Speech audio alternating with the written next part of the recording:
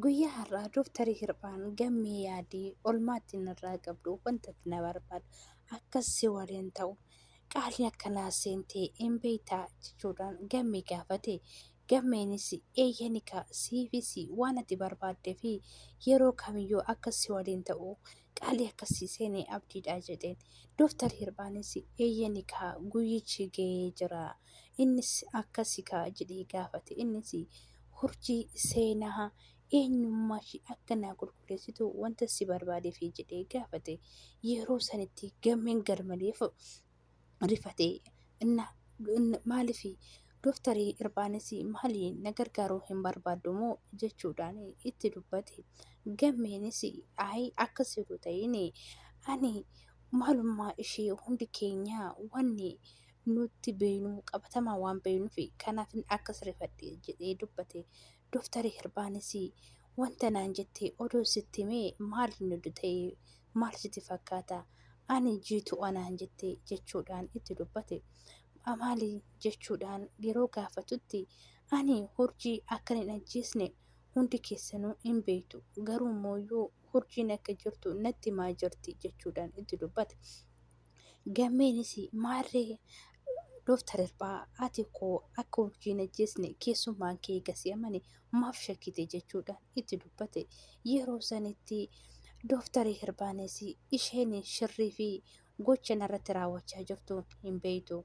Kanaafiyyuu obboleettii urjii wajjin walii galtee anarratti diraamaa hojjechaa jirti jechuudhaan itti dubbate. Kanaafiyyuu gammeenis ishi dooftar takkitti wannan ittiin qaalisiiseenii fi si waliin gargaara jechuudhaan itti dubbate. Dooftariinis ammaan gocha kanaa anaa fi si gidduudha akka hin baane hin barbaada kun qaaliidha jechuudhaan itti dubbata. Yeroo kana keessatti gammeen dooftar yeroo akkanaa gosi hunda baay'isee sitti hima kanaan akkana shakkiin sinjichaan jira jechuudhaan itti dubbate. Kana keessatti gammeenis ishii jedhee dooftariin taqabbale. Hireeni sooriidhaan maaloo girma wanta akkanaa kana dhiisi caatii fi wantoota suusii qabatan kanarraa bilisa ta'e maaloo jechuudhaan itti dubbata. Gamme yeroo sanatti birsaanis kun akka wanta qoosatti akka qoosatti wanti jammaran jireenya ofii keessatti hoogalee gara kamiin akka baasu itti buusa jechuudhaan. Hireenis tole maaloo hanga hoomitti obbeeyta tammoo ati arsisu furdina keetirraa qallina keeti si caala jechuudhaan itti dubbate. Yeroo isaan keessatti Hirphaanis baay'ee tokko dhukamee najjeeste jirtaa maaloo jechuudhaan itti dubbate. Isheenis akka maali sammuun kan kee hin yaadumoo maal taatee jechuudhaan itti dubbate. Yeroo sanitti Hirphaanis safaraan jira bira tambichamoo anatu akkana caalu adda baafachuudhaaf wanta akkasii raawwachaa jira jechuudhaan itti dubbate. Isheenis waan baay'ee itti gaddite. Yoo harka fuunee jaalatamtoota kabajamtoota siifan jaalatti argamtanii jirtuu jarra jechaa har'amoo hiree jaalalaa kutaa itti aanu argannee isinii dhufnee jirra. Hanga dhumaas viidiyoo keenyatti akka nu waliin taatan kabajaa fi xixinnaa sin gaafanna. Yeroo kana keessatti hiree fi goodanyoonni hiree wal waammatanii guyyaa darbe Hirphaa fi seena gammachuu wanta wal lolaniif akka dhiifama isa gaafatanii gara gammachuu deeman. Yeroo san keessatti gammeenis maaliif na laaltanii maaliif isaantu si waame dhiifama sin gaafachuu ubeen jedhee gaafate. Isa kamtu na gaafata guyyaa darbe isi hiriyaa kiyya wajjin sagaagalummaa wayinis dammoo hiriyaa kiyya narratti jaalatte jechuudhaan nama qana balleessee fi maalummaa kiyya na nyaate guyyaa har'aa akka dhiifama isaaf godhu maaf na barbaade jechuudhaan itti dubbate. Innis baay'ee tokko nama gaddisiisa. Guyyaa darbe hiriyaan isaa waan gadditee fi hiriyaa goodanyaa kiyyaatti jedhee inni ishee wanta haara ishee keessa akka qabbanooftu yeroo taasisutti hanga xiyyiitiitti baafatee isa ajjeesuu barbaadetti ture. Guyyaa har'aa immoo gocha inni jedhee fi wanta inni irratti dubbate waan isaa galee hiriyaa koo anis balleessee badiin qaba jedhee dhiifama jedhee giifata. Yeroo kana keessatti gammeenis baay'ee waan itti gaddeebi dhiifama sin barbaachisu jedheen. Yeroo kana keessatti gammachuun yeroo wanta inni jedhee fi wanta inni godhe waan isa yaasee fi miila isaa gubbaarratti kotee dhufee dhiifama naaf godhi jedheen. Yeroo san keessatti gammeenis isaaf haala gaddisiisaa itti dubbate biraankii isaan hojjete. Yeroo inni rifatee fi miila irratti kuffisee dhiifama isa gaafatee fi akka biraankii godhe itti himee jira. Innis yeroo gabaabaa keessatti akka dhiifama nuu gootu nutti fakkaanne garuu immoo haala salphaadhaan dhiifama nuu godhu kan kee guddaa tokko galatoomii jettee jiituun itti dubbatte. Jiituunis eeyyanigaa garuu anillee wanta akkasii kun salphaa ta'a jedhee hin yaadne jechuudhaan itti dubbate. Guyyaa akkasii koo maal akka naan jette hin yaadatta osoo adda baatanii naan jedhe bir jechuudhaan itti dubbate.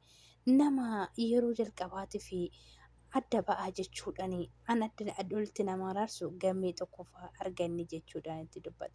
Yeroo kana keessatti badhaadhaan yeroo ati jiituu hin madaaltu silazii gargar ba'aa jechuudhaan itti dubbata. Yaa ta'u malee fiiziksii keessatti namni faallaa akka taane akka wal harkisan ifa baase. Yeroo tokko namni tokko mirga hoo deeme tokkommoo bitaa hoo deeme macarrashaan isaa tokko akka ta'u itti dubbate. Yeroo kana keessatti yeroo kamiyyuu jiituunis yoomi kamiyyuu ani si hubadhee jira waa'ee muuzii suni akkam ta'e jechuudha itti dubbata. Ispoortii yeroon hojjedhu ani leenjisaa tokkoon qaba ture. Gurmuu kana kaasinaan jedha ture. Yeroo ani immoo kana baay'ee ulfaataa jechuun hin ture. Maalti naan jedhisiite kuni muuziin kuni hanga qucisutti naan jedhan jechuun kuni talatii qaba. Innaa turgumii qaba faamiliina. Saayinsiin kana barsiisu siin jira jedhee yaada garuu. Innaa ammas jaalalli isaanis amma muuziqii quncisiituu jechuu isaati. Kuna wanti isaan haasa'aa jiran akka tapha nama gurguddaa ta'e kan ifa baasanii jechuudha. Yaa ta'u malee baay'ee tokko das kan nama jedhudha.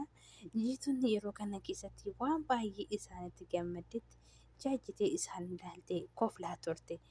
Hiree fi seenaan walitti dubbatanii hireenis hawwiidhaan afaan kee guututti dubbachuudhaaf wanti qishootti si hafe jechuudhaan itti dubbate. Hireenis yeroo kana keessatti wanta na jajjabeessitanii kan na qeequs natti qeeqee kan har'aan nagee isin kuni galata keessan hiriyoota kootii fi galanni kan waaqayyoodha. Har'a geera kan burus immoo rabbi beeka jechuudha. Hireenis eenyummoo hanciiqoodha si tuqu jechuudhaan gaafatte. Yeroo isaan keessatti sitti himee na amanuu dhiisuu dandeessa. Kanaafiyyuu homaa akka waliin dhabneef jechuudhaan deebiste. Namticha safaana akka walitti buutan isinin barbaada. Nuyi jireenyi keenya namticha kanaan faalladha jechuudhaan itti dubbate. Hireenis baay'ee tokko waan irratti naqaatiif ba'a. Kanaafiyyuu ati amma natti hin himne bir eega maqaa isaa hooftee doftarii hirbaadha jettee natti hin dubbanne anis beekuu hin danda'u jechuudhaan itti dubbatte. Yeroo kana keessatti hawwiinis bakka beektee jirta. Kanaafiyyuu wanti inni naan jedhe yoomiyyuu keessa kootii bahuu hin danda'u. Maal akka naan jedhe iddoo sitti himee amanuu dhiisuu dandeessa jechuudhaan itti dubbatte. Yaa ta'u malee isheenis maa inni jettee gaafatte. Guyyaa na argate kun waa'ee yaalii obboleetti koota irratti godhe hundaa natti dubbate jechuudhaan itti dubbate. Yeroo kana keessatti hireenis maaliif jedhee akka inni dubbeedhaan si tuttuqe natti himi jechuudhaan gaafatte. Yeroo kana keessatti hawwiinis hoositti hime atis na amanuu dhiisuu dandeessa jechuudhaan itti dubbatte. Yeroo kana keessatti waa'ee naan jechuu ture waan baay'ee naan jedhee hunda caalaa kan natti dhagahame du'a obboleetti kootii ragaa funaannachuu kootiiti kan natti mudate. Yeroo ani mudannoo isaarratti jecha inni naan jedhu bilbila isaa qabee waraabuu barbaadu narratti naqa'e. Yeroo kana keessatti ati akka mana keetitti dubartii qalleetti kanaafiyyuu bilxeessite fakkaata. Garuu immoo geemii ati taphachaa jirtu akka shannafamtu naan jedhee nirra dhorke jechuudhaan itti dubbate.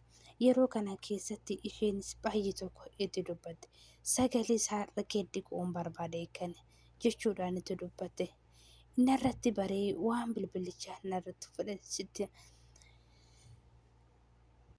Dooftarii Hirbaanis obboleettiin isaa akka harkarratti kuftee fi dubbiidhaan akka wal dhabanii jecha jedhu itti himame. Yeroo kana keessatti hiriyeenis waa'ee viidiyoo obboleettii gaafa itti yaa'u baay'ee tokko rifatte. Innis akkas yeroo tokko Dooftar Hirphaa jalaa miimooriin badee ture. Yeroo san keessatti miimooriin gaafa jalaa badu hireen miimoorii san argitee turte paartii darbii gubbaa irratti. Yeroo sanitti akka ishee fi madaallee fi miimoorii san keessa viidiyoon ishee jiru sammuu ishee akka tuqu kan ishee yaadatte. Yaa ta'u malee wutti faamilochee jireenya fi badhaadhinni yeroo kallattii fi hedduu sin jirtanitti sin amarsuu jiran abdii koodha. Hanga viidiyoo itti aanutti turtii gaarii akkanaaf jiraattanii abdii sinirraa qaba. Yeroo kamiyyuu immoo na waliin taatanii waan na jajjabeessitanii fi kabaja guddaa sinirraa qaba. Mana kana sabskiraayib, laayik, sheer gochuudha faamilii naataa baay'ee sin jaaladha. Kabaja guddaa baay'ee.